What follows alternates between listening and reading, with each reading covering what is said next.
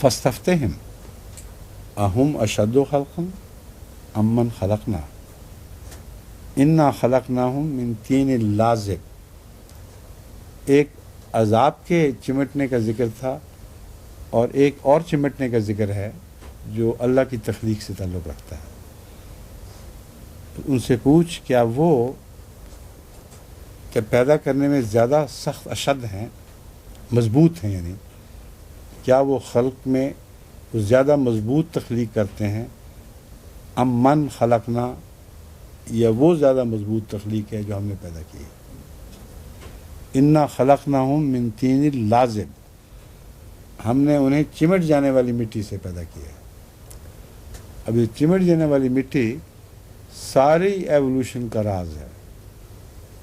ساری ایوولوشن کی کہانی انسان تک پہنچ کر طین لازب کی تفسیر ہے.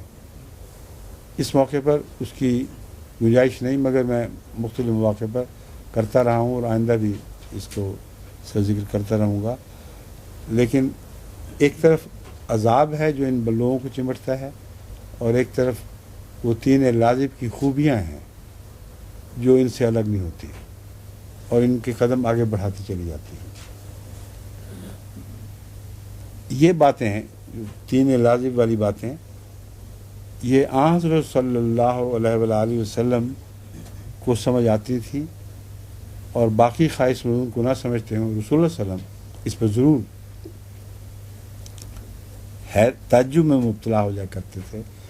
عجیبتا کا معنی تعجب سے زیادہ پسندیدگی کا مفہوم اپنے اندر رکھتا ہے، اور تعجب کا مضمون بھی ساتھ ہی ہے. بس ایسی حیرت انگیز انکشاف پر جو یہ آیت کر رہی ہے، بل عجیبتا، تو بڑی پسندیدگی کے ساتھ حیرت میں غرق ہو جاتا ہے. کیا شان ہے اللہ کی. وَيَسْخَرُونَ، اور اسی بات پر یہ پاگل تمسخر کرتے ہیں. وَإِذَا ذُكِّرُوا لَا يَذْكُرُونَ، حالانکہ یہ نصیحت ان کے لیے بھی تھی.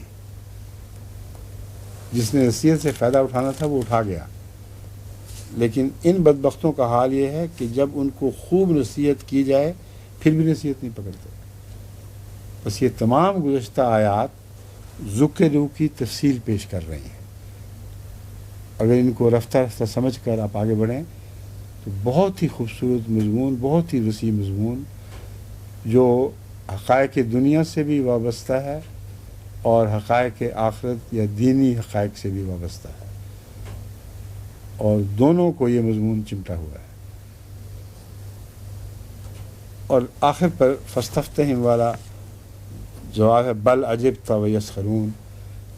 اس پر ساری تان ٹوٹتی ہے بات کی کہ اگر تو سمجھ سکے ان باتوں کو جیسے کہ رسول اللہ سمجھتے تھے، تو سوائے اس کے کہ نہایت پسندیدگی کے ساتھ ان باتوں کو دیکھے اور اس پسندیدگی کے عالم میں محو ہو جائے، اور کوئی نتیجہ نہیں نکل سکتا.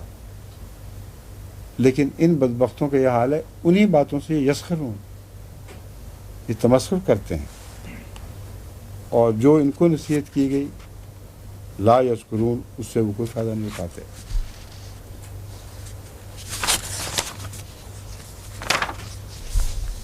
وَإِذَا رَأَوْا آیَةً یَسْتَسْخِرُونَ،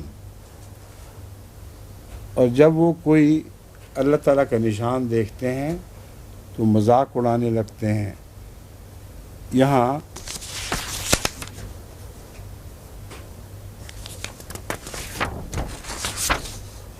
پہلے جو گزرا ہے مضمون وہ ہے بل عجبت و یسخرون.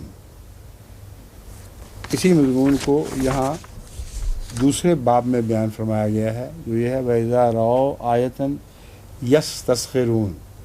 یہ کیا وجہ ہے؟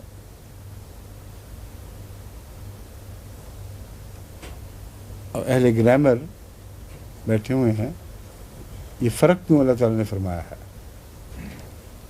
اس باب میں کون سی ایسی بات ہے جو یہاں مزید بیان کرنی ضروری تھی؟